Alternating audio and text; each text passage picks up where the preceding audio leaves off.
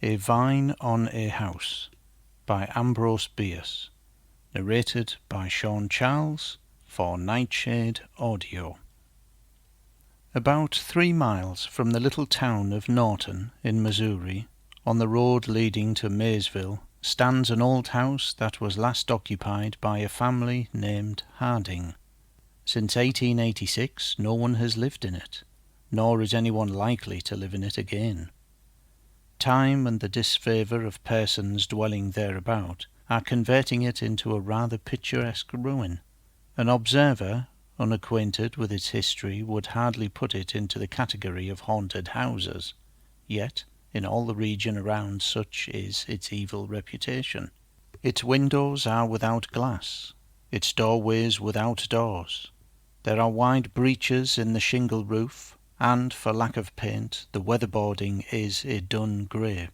But these unfailing signs of the supernatural are partly concealed and greatly softened by the abundant foliage of a large vine overrunning the entire structure.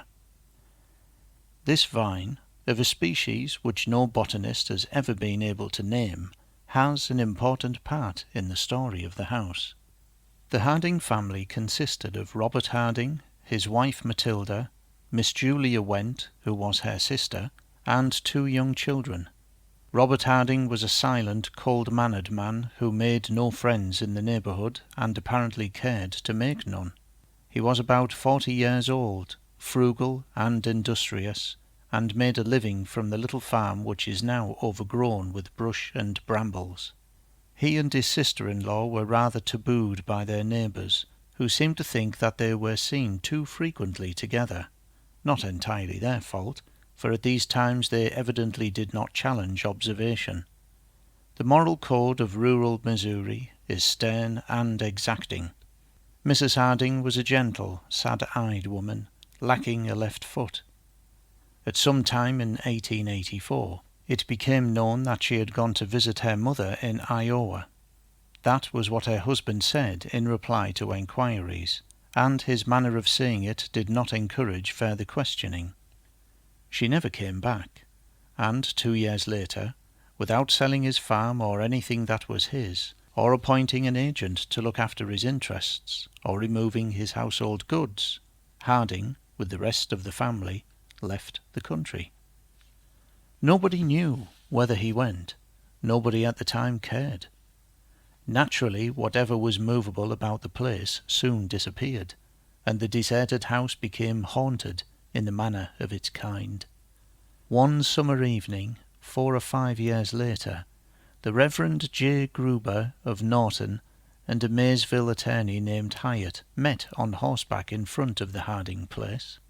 Having business matters to discuss, they hitched their animals and, going to the house, sat on the porch to talk.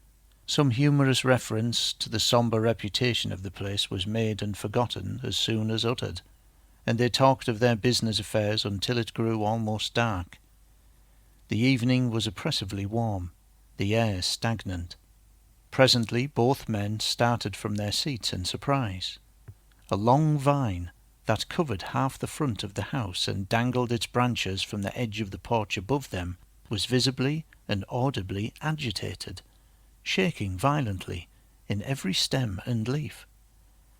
"We shall have a storm," Hyatt exclaimed.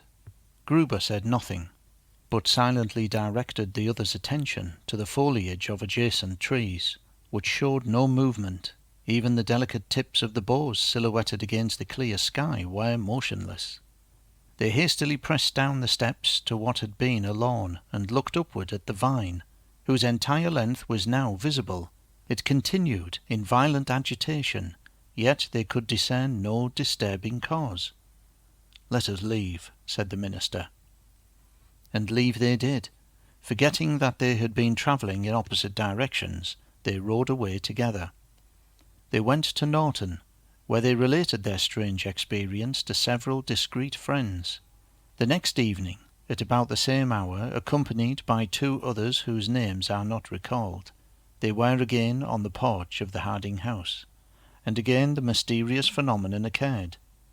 The vine was violently agitated, while under the closest scrutiny from root to tip, nor did their combined strength applied to the trunk serve to still it.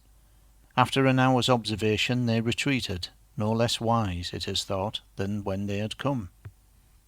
No great time was required for these singular facts to rouse the curiosity of the entire neighbourhood. By day and by night, crowds of persons assembled at the Harding house, seeking a sign. It does not appear that any found it, yet so credible were the witnesses mentioned that none doubted the reality of the manifestations to which they testified. By either a happy inspiration or some destructive design, it was one day proposed, nobody appeared to know from whom the suggestion came, to dig up the vine, and after a good deal of debate this was done. Nothing was found but the root, yet nothing could have been more strange.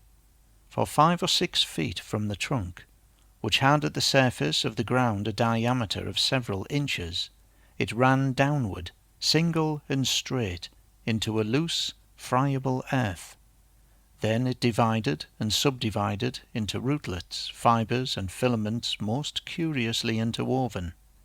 When carefully freed from soil they showed a singular formation. Their ramifications and doublings back upon themselves they made a compact network, having in size and shape an amazing resemblance to the human figure. Head, trunk, and limbs were there. Even the fingers and toes were distinctly defined, and many professed to see in the distribution and arrangement of the fibres in the globular mass representing the head a grotesque suggestion of a face. The figure was horizontal. The smaller roots had begun to unite at the breast. In point of resemblance to the human form, this image was imperfect. At about 10 inches from one of the knees, the cilia forming that leg had abruptly doubled backward and inward upon their course of growth. The figure lacked the left foot. There was but one inference, the obvious one, but in the ensuing excitement as many courses of action were proposed as there were incapable counsellors. The matter was settled by the sheriff of the county, who, as the lawful custodian of the abandoned estate, ordered the root replaced and the excavation filled with the earth that had been removed. Later enquiry brought out only one fact of relevancy and significance. Mrs. Harding had never visited her relatives in Iowa, nor did they know that she was supposed to have done so. Of Robert Harding and the rest of his family nothing is known. The house retains its evil reputation, but the replanted vine is as orderly and well-behaved a vegetable as a nervous person could wish to sit under of a pleasant night, when the katydids grate out their immemorial revelation, and the distant whippoorwill signifies his notion of what ought to be done about it.